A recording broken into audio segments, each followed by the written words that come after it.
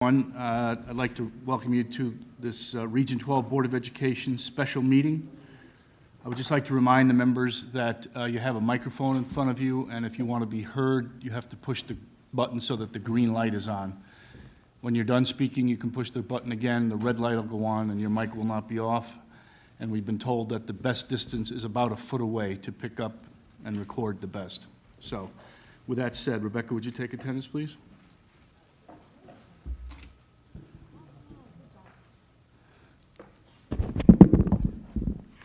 Anthony Amato, Valerie Anderson, Here. Alan Brown, Gregory Cava, I'm here, Michelle Gora, Emily Hibbard, I'm here.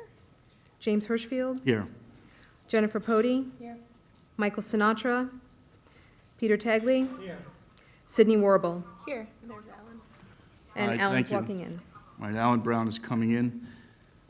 So the persons missing right now are Anthony Amato, Greg Cava, Michelle Gora, and Michael Sinatra. We have a quorum, although I don't think we're going to be taking any action at this special meeting. The purpose of the meeting is for the presentation of the superintendent's proposed budget for 2016-17. Dr. Cosentino, welcome. Thank you. Good evening, everyone. Happy to see you. Normally I walk around a little, but I have to stay put because of our technical situation, so I'm going to try to remain at the podium. I want to thank everyone for coming tonight to hear the proposed budget. I also want to thank the Finance Committee, Bob Geeson, our administrators, the board, and community members and the stakeholders who have really been very helpful in putting this budget together. So thank you, and we will begin. We've come a long way in 4 years. This is my fourth year as superintendent. It seems like yesterday that I was just interviewed. We've done a lot of great things. The agri-science program and the approval in all 3 towns was a highlight this school year. Our extended technology program, which is as good as anyone else in the state, thanks to Karen Files and her staff. The renovated mall at Shahbagh, which has been a very big hit. We've gotten so many compliments, and the students and the staff just absolutely love it.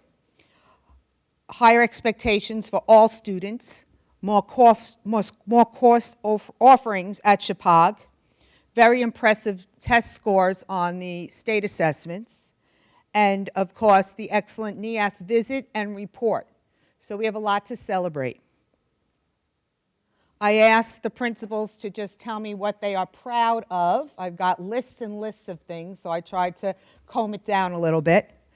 Shahbagh is very proud of the NEAS visit, which I spoke of. They were commended on their vision, their curriculum, their instructional practices, their core values, their guiding beliefs, and the overall school climate and culture that exists at Shahbagh, thanks to the leadership of Kim Gallo and Lori Ferreira and her staff. So congratulations to them.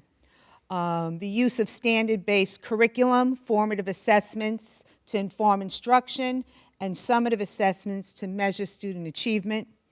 And, of course, the successful referendum that passed November. Very proud of that.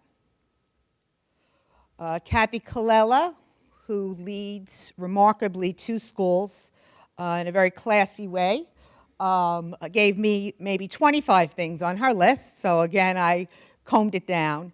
And at Booth Free in Burnham, students are published yearly in a celebration of poets. She has 100% participation from both schools on the Governor's Reading Challenge. There's very strong community partnerships in both towns. We have the Roxbury Bridgewater Garden Club, the recycling program, the Housatonic Regional Refuse Association, the Grange. Burnham had a wonderful Captain Burnham Day celebration.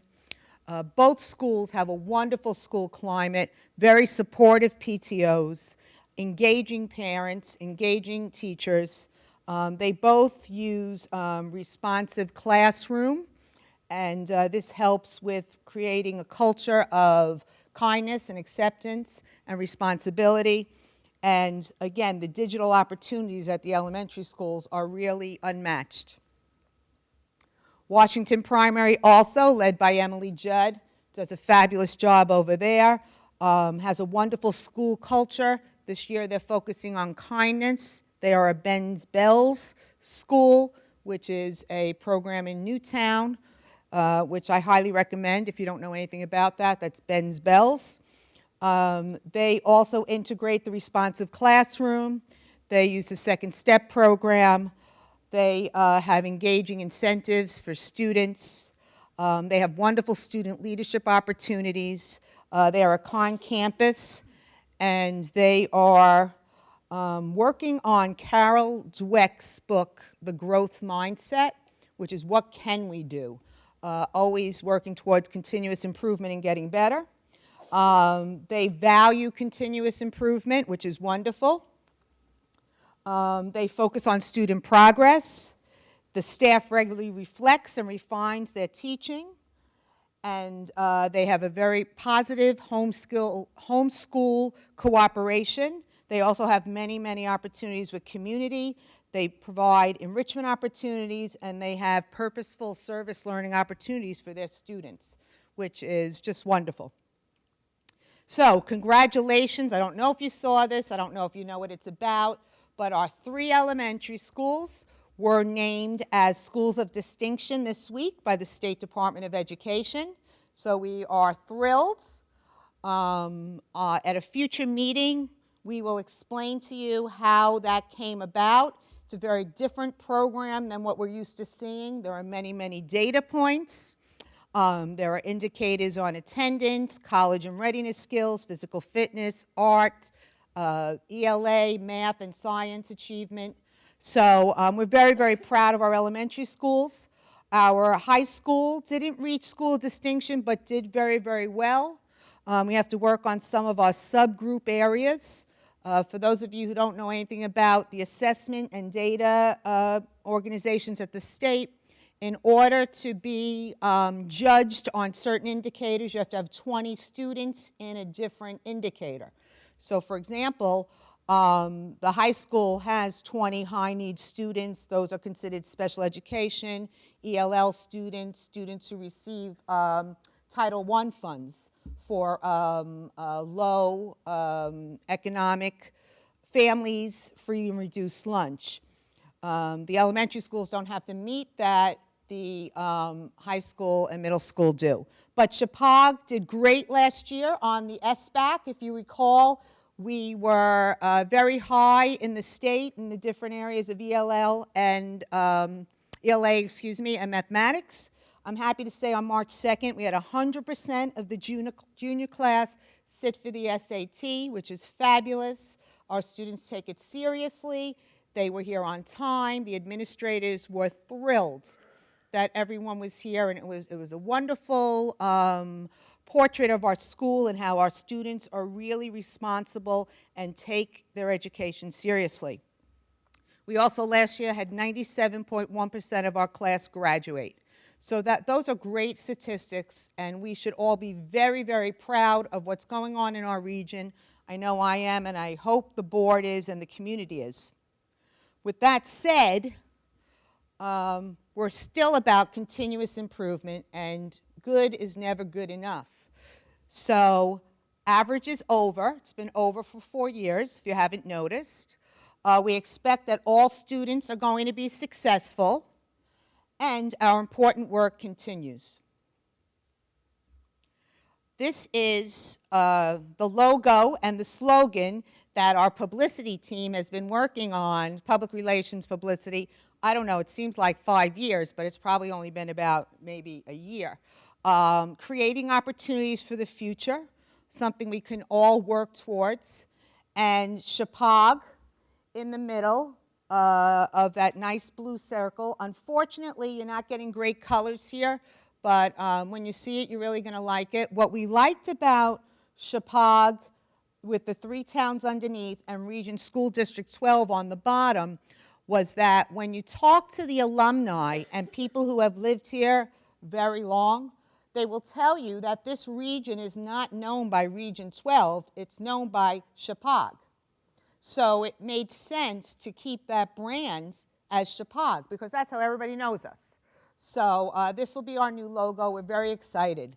At the board meeting, I am going to show the board the logo that the staff has chosen for the Spartans. So hopefully you'll like that too.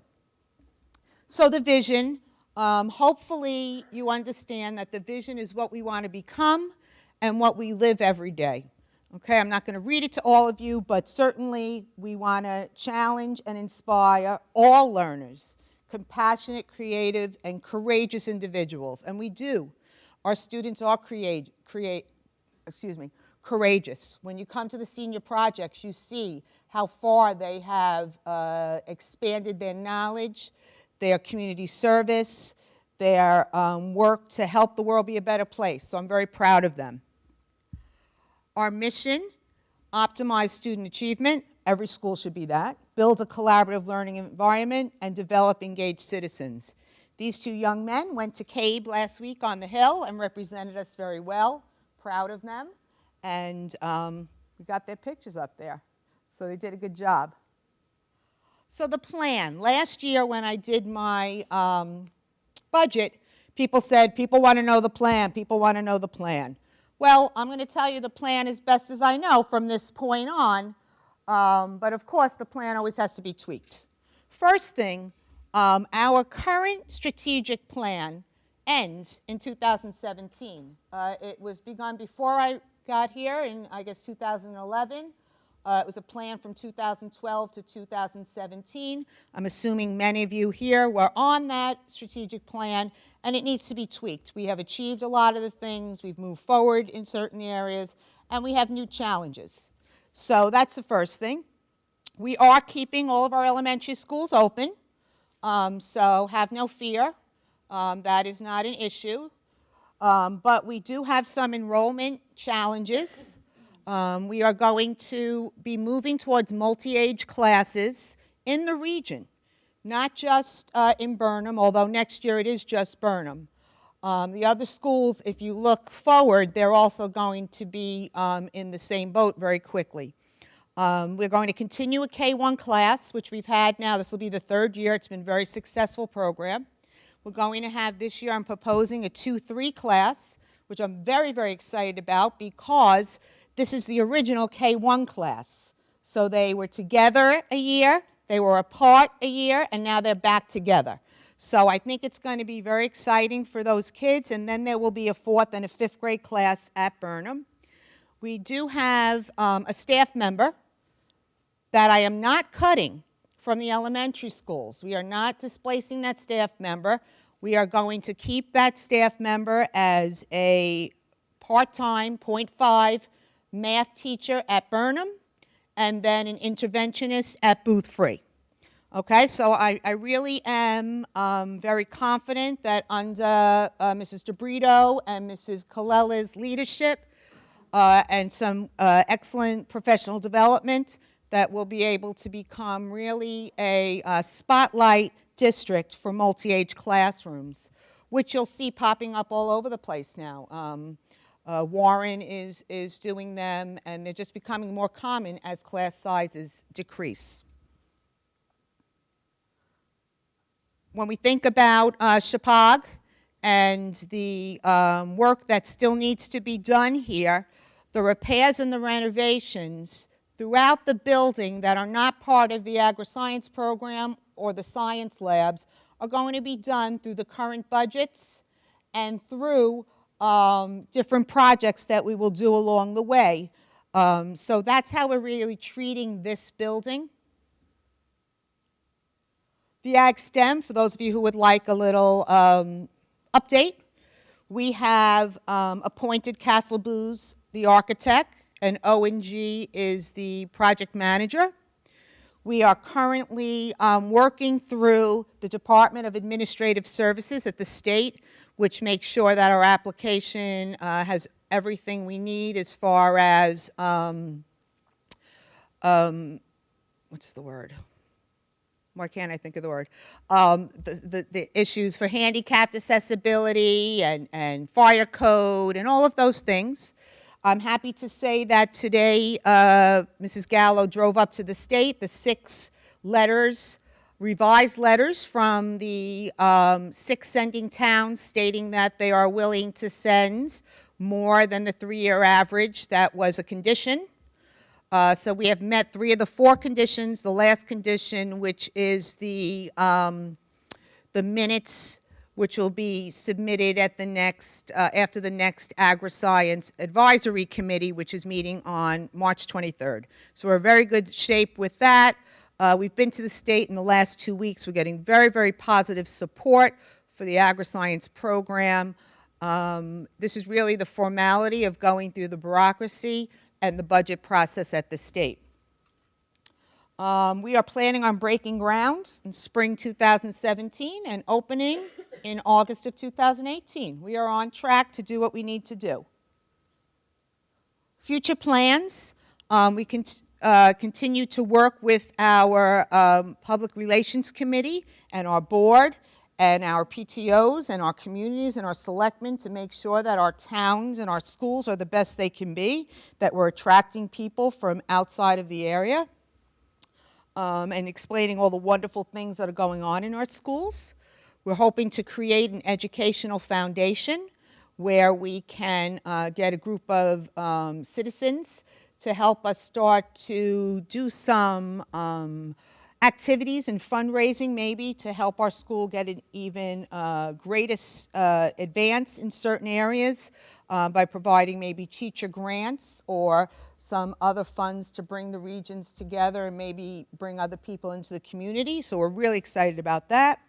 And we're going to share our commitment to the schools and to the region. People need to know we're going to be here for a very long time and that it's a great place to live and raise children. And, you know, come check us out. So we're excited about that. So these were the budget priorities that we've been working on, and these are the 3 goals from the strategic plan that was put in place in 2012. Basically, it's curriculum, technology, and dealing with the facilities and the declining enrollment. And as I go now through my budget, I would just want you to know everything is based on what's best for students, what's best for kids, and to improve student achievement. That's why we're here, okay? So the balanced approach, we want to provide outstanding educational opportunities for the future, our goal. Use resources efficiently and effectively. I think that's really important, and I think the taxpayers of the 3 towns deserve to see that their money is being spent wisely and that we do what we say and we say what we do and we carefully monitor every dollar that we spend. Again, being fiscally responsible and planning for the future. So, just to review quickly, the curriculum instruction, we're still focused on the 21st century skills and the Common Core standards. We always have our assessments embedded, the SBAC and the SATs. It's very important that we continue making sure that we have a strong professional development program and that every student leaves our building college and career ready, college and or career ready, I should say. And that when they leave, they have a plan. That is very, very important to everyone in this building and everyone in this district. In my budget, proposed budget, you will see that we continue virtual high school. There are more electives at Shahbagh. We're continuing interventions, and we're bringing back the half-time math interventionists at Booth Free. We are continuing Minds in Motion, which was a great program last Saturday. We had a lot of people here from different communities, and it really highlighted our district.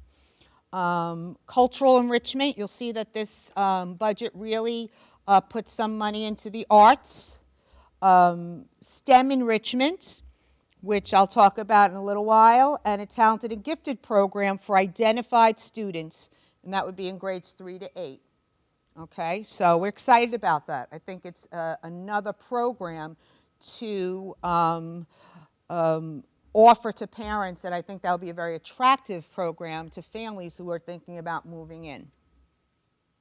Our professional development program, it's very important, and I just wanted to spend a second on it. It's so important that the teachers are up on the latest strategies, that the curriculum is up to date, that they know how to make lessons engaging, that they know how to keep kids sparked and excited about learning, and professional development does that. Technology, again, we have a great program. Our one-to-one program is wonderful. We are using the budget to enhance our network, to stay current on our replacement program. We not only have given our students Chromebooks, we know we're going to replace them in grade 6 and in grade 9, and then reuse those parts and those Chromebooks where we can. And also, we're replacing the Mac lab at Burnham this year, which will then have completed the Mac labs, and then we'll start again. So our students have not only access to technology, they have the best technology, which is important. So when I look at my budget this year, there was some change in staffing.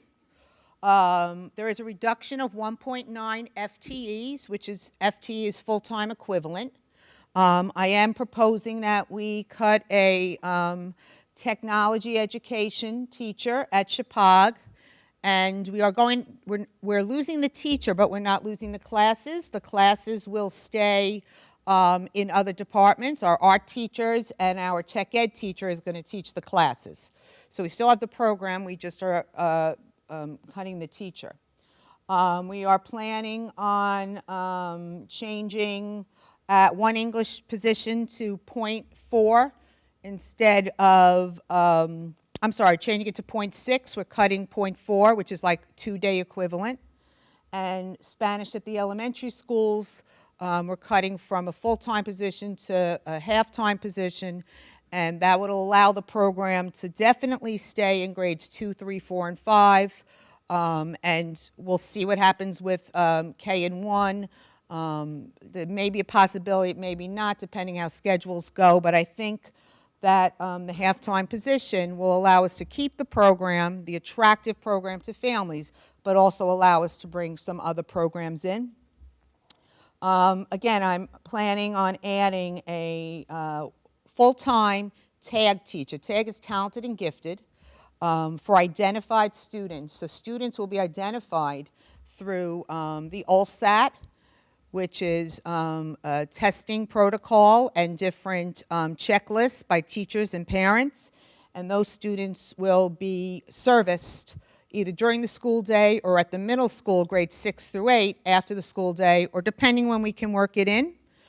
So that program will be from 3 to grade 8. The enrichment teacher will be teaching STEM classes at the elementary, grades 3 to 5. And that'll be some programs that are based on, first of all, the new science standards, and also some inquiry-based work on problem solving and different experiments and making science exciting. Also, some more engineering and coding will continue through our tech support. So I think getting students excited about STEM in the elementary schools will keep that desire to learn as they get to the middle and the high school, keeping our kids here, okay, because we do lose some kids after the elementary schools to some private schools, and also, again, making our schools more attractive to families who are thinking about moving in. Also, this has, I said, a 0.5 tech support. That's not a teacher, that's just somebody who helps support the tech at the high school and in the region. When you have a lot of tech, you need to have people to support it. When I was in New York City, if a computer broke down, we had no tech support, it went into the closet. It went into the dead computer closet, and that's where it stayed forever. It's probably still there if I went back, because there was no one to fix it. And it could have been just, who knows what, something very easy. But here we are on top of it. Karen and her staff, there's a problem, it's fixed right away.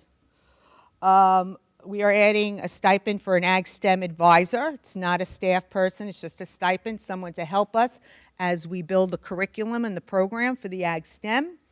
And that's something that's going to be help us. This is someone who is excels in the curriculum areas of agri-science. And we do have some stipends in here for musical orchestra director, a drug counselor, and a Tri-M coffee house.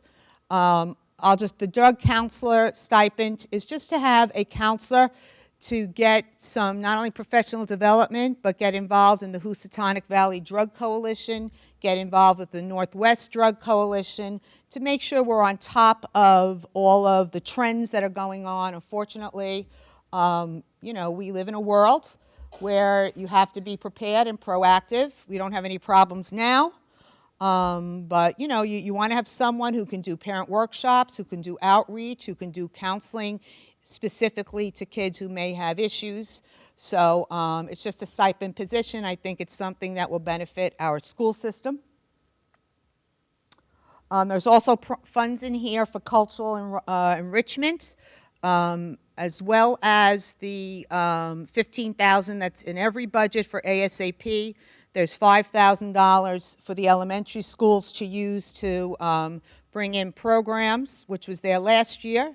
There's also, I am adding $15,000 to the theater program to make sure that our musicals have what they need, and parents and the kids don't have to sell cupcakes, you know, 24/7, so that they can buy the rights to a musical. So I think that's something, again, that will be attractive to our families. The Minds in Motion program, will continue that wonderful program. If you didn't come this year, it'll be again next year. And just thank you very much to the volunteers. They were wonderful, wonderful. New math textbooks for Shahbagh at the middle school. The pool scoreboard. We have kids who I think maybe 3 or 4 years who have been raising funds for the scoreboard. So we are going to put their funds together with our funds and replace that scoreboard, buy a new scoreboard. Pay for the PSATs for grades 10 and 11, and provide a bus for the kids at Booth Free who would like to, after school, go to the ACE program at Burnham School. So that's also in the budget. And then there is money in the budget to support funds to repair and renovate the teachers' workroom, which is the area right back here. Very large area. We're going to do it in the same motif as the mall, but I think it will go not only a long way for teacher morale. The room really, really needs it. And it's my way, and I believe the facility committee's way, to start to do work around the building that just kind of branches off the mall so that we can slowly hit different areas of the building, so that we bring the building up to code and up to fashion and high utilization in a way that doesn't burden taxpayers with a bond, but continues to build through our budgets.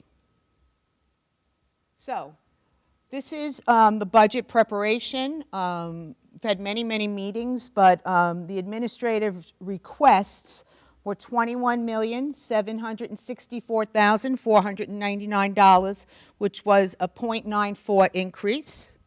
And that you say, oh, that's low. It's low because they really know I want them to stay close to zero. So it kind of, everybody starts right around zero and goes up and down a little bit. I cut that with the help of Bob and our committee by 86%, which was $185,000. So my budget request at this time is $21,579,338, which is a 0.08% increase. Okay. You can see here, this kind of gives you a idea of the budget per se divided into a pie chart. So when we look at the budget, you'll see that the personnel services, which is 58%, and the employee benefits, which is 13%, That's 71% right there. So, 71% of our budget is staffing. You'll see also other purchase services, which is buses, is another big piece. And then we have other pieces. So supplies is 5.6% of our budget. It's not a lot of money in that piece. So I'm not going to go through every number, but I'm certainly going to give you an idea of where the areas are of significant change. Our salaries are up about $339,000. That mostly is from contracts. Benefits are down $131,000. I also round, so hopefully that works. And we can put my PowerPoint up tomorrow on our website if anybody would like it. Purchase professional services is down $95,000. Other purchase services is up $148,000. Supplies is down $68,000, and program improvements is down $190,000.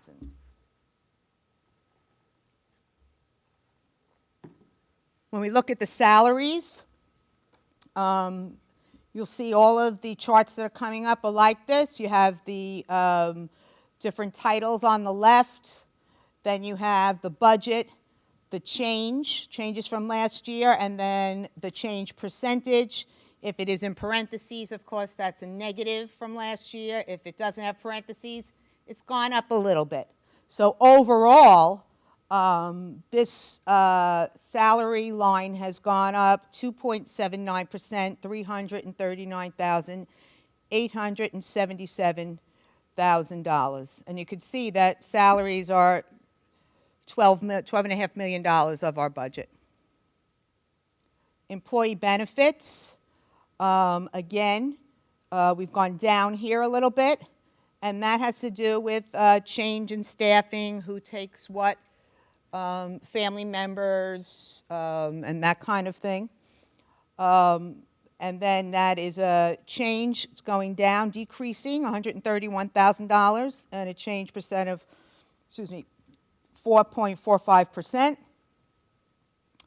Purchase professional and technical services. So you see here the kinds of things that are there. Some of these areas you have professional services for students, testing, pupil services, a lot of NEASC, legal, software, sports. So that's down 12.9%, $95,000. Purchase property services. This is water, sewage, refuse, building repair and upkeep, equipment and repair.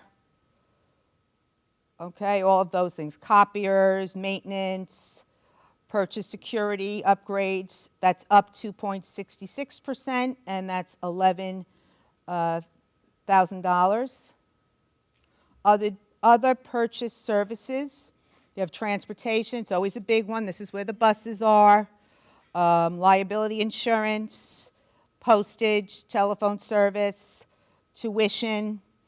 That's tuition we pay for students outside of the district. Is the agri-science tuition in there? Yes, so that number will come down when we open our agri-science program.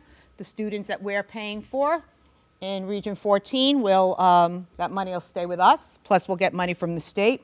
So that is a change of $148,000 and 5.83 increase. And then we have supplies. Again, I talked about that. And here we saved some money, and that was basically because of the heating oil. Okay, so that was a big, a nice little surprise for us this year, for everybody really. And that's $68,000 in savings, which is 5.38. And then property and program improvements. Now, what I want to show you here, it's gone down $190,000, which is down 28%. What Mr. Geeson, myself, the Finance Committee has seen this, and Mr. O'Leary have done, is we've looked at all of the improvements in the buildings, and we have put them in buckets of where we can pay for them other than the budget. So we have about $99,000 in the elementary fund, and we have $91,000 in the 1% fund, that if the board approves that at the next meeting or so, you will approve that from those amounts of money, so that money that's saved from capital facilities, that saved some money for us, which was a big savings on the budget.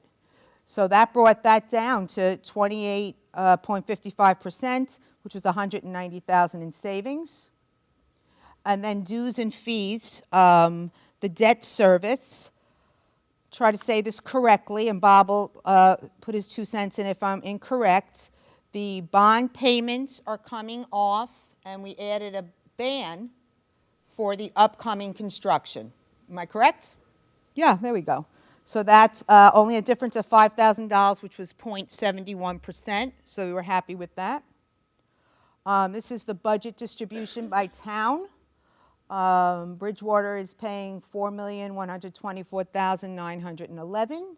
Roxbury is paying $6,794,221. And Washington is paying $10,299,546. Okay, and membership is always based on the percentage of students in the school as of October 1st. So our next steps is getting out, continuing to support our schools, supporting our budget. Want to thank you all, the board, the staff, Bob, Karen, principals, Debbie, for helping to make this budget as fiscally responsible and educationally sound that I think it is. As I said at the beginning, we are very committed to creating opportunities for the future, planning for the future, and providing the best opportunity for the children of Region 12. So thank you very much. Thank you. And the board on the agenda, there is a time to ask questions if you'd like, but that's it for me. I think we'll move into our regular meeting. Is there a paper copy of the budget? Here it comes. All right, thank you.